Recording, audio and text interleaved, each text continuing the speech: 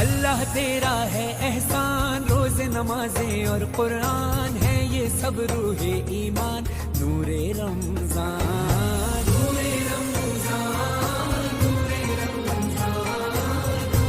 بسم اللہ الرحمن الرحیم۔ گزشتہ چند ویڈیوز میں زکوٰۃ کے حوالے سے مفصل گفتگو ہوئی ہے۔ اب چونکہ ماہ صیام کی آمد ہے، یہ رحمتوں اور برکتوں کا مہینہ ہے، تو اس لیے روزے کے حوالے سے گفتگو ہوگی، اور انشاءاللہ العزیز رمضان المبارک کے اندر رمضان المبارک کے عشروں کے حساب سے بھی گفتگو کریں گے۔ آج کی یہ ویڈیو رمضان المبارک کی تیاری کے حوالے سے ہے، اور روزے کے مقصد کے حوالے سے ہے کہ روزہ ہے کیا چیز اور اس کی فرضیت کیوں ہوئی۔ اللہ رب العالمین ارشاد فرماتے ہیں کہ یا ایھا الذین آمنوا کتب علیکم الصیام کما کتب علی الذین من قبلکم لعلکم تتقون، کہ اے ایمان والو تم پر روزے فرض کر دیے گئے ہیں، اور یہ روزے صرف ہم پر فرض نہیں کیے گئے بلکہ ارشاد ہوا کہ جیسا کہ پچھلی امتوں پر، جیسا کہ پہلے لوگوں پر فرض کیے گئے تھے، یعنی یہ روزہ وہ عبادت ہے جو تمام امتوں پر فرض کیا گیا تھا۔ اور پھر اس روزے کی فرضیت کا مقصد کیا ہے؟ اللہ تعالیٰ نے خود ہی فرما دیا کہ لعلکم تتقون،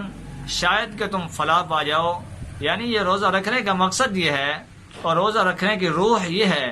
کہ انسان کے اندر تقوی کی صفت پیدا ہو، وہ اللہ رب العالمین سے ڈرنے والا بن جائے، اور شاید کہ وہ فلاح پا جائے، شاید کہ وہ پرہیزگار اور متقی بن جائے۔ تو اسی طرح روزے کے اندر جو بہترین امر ہے وہ یہ ہے کہ روزہ صرف اور صرف اللہ رب العالمین کے لیے ہے، کیونکہ ہم نماز پڑھتے ہیں تو اس کے لیے ظاہری ہم رکوع و سجود کرتے ہیں، کچھ اشارے کرتے ہیں تکبیر تحریمہ کے لیے، اور اس کے بعد بھی ہم ہاتھوں کو چھوڑتے ہیں، باندھتے ہیں، تو پتہ چلتا ہے کہ یہ بندہ نماز پڑھ رہا ہے، اور دیکھنے والے بھی محسوس کرتے ہیں کہ واقعتاً یہ بندہ جو حرکات کر رہا ہے، رکوع و سجود کر رہا ہے، تو یہ واقعتاً کوئی عبادت بجا لا رہا ہے۔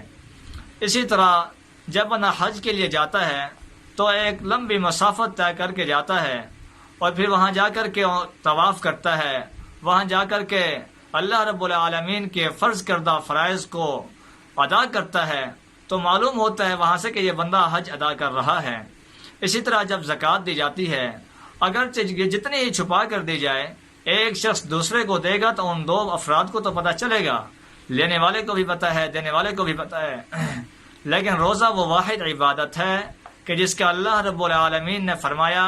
کہ روزہ خالصتاً میرے لیے ہے، اور اس کی جزا دینے والا میں خود ہی ہوں، یعنی روزہ رکھنے والا بظاہر صبح کے وقت سحری بھی کر لے، شام کے وقت روزہ افطار کرنے والوں کے ساتھ روزہ افطار بھی کر لے، مگر وہ سارا دن چھپ چھپا کر کے وہ کھانا بھی کھاتا رہے، وہ پانی بھی پیتا رہے، وہ لوگوں کو گالیاں بھی بکتا رہے، وہ غیبت بھی کرتا رہے، وہ زنا بھی کرتا رہے، وہ چھپ چھپا کر کے یعنی جو کچھ بھی کرتا رہے، لوگوں کو تو اس کا نہیں پتا۔ اس لیے اللہ رب العالمین نے یہ فرمایا کہ روزہ خالصت میرے لیے ہے،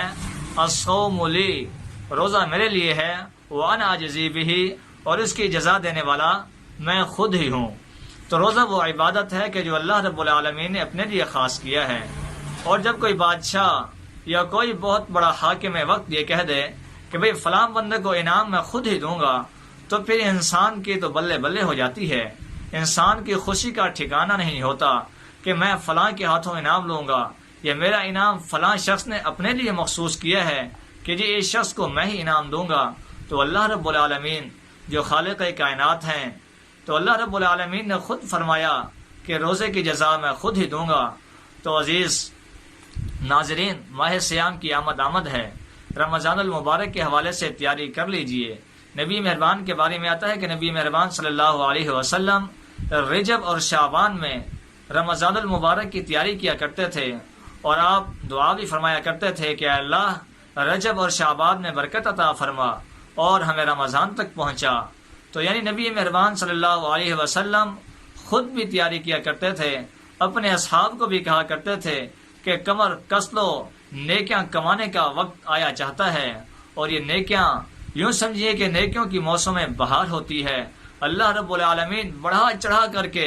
نیکیوں کو دگنا اور چگنا اور یوں سمجھے کہ نہ جانے کتنا اس میں اضافہ کر کے اللہ رب العالمین دیتا ہے، اور اللہ رب العالمین کو تو اپنے بندے کو دینے کے لیے بہانہ چاہیے ہوتا ہے۔ اللہ رب العالمین کے حضور سر سجود ہوں، اللہ رب العالمین کے حضور رمضان المبارک میں اپنے کی گئی کوتاہیوں کے حوالے سے اللہ رب العالمین کے سامنے گڑ گڑا کر معافیاں مانگیں، توبہ کریں اور اپنے اللہ کو منا لیجئے۔ جی ہاں، اللہ ناراض ہے تو یہ تمام تر وبائیں ہیں، امت پریشان ہے، قومیں پریشان ہیں، تو اللہ رب العالمین سے دعا ہے کہ اللہ رب العالمین ہمیں صحیح طریقے سے رمضان المبارک کی تیاری کرنے کی توفیق عطا فرمائے، اور ہمیں اور ہمارے معاشرے کے لوگوں کو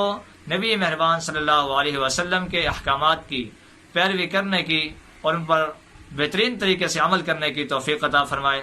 آمین۔ جزاکم اللہ۔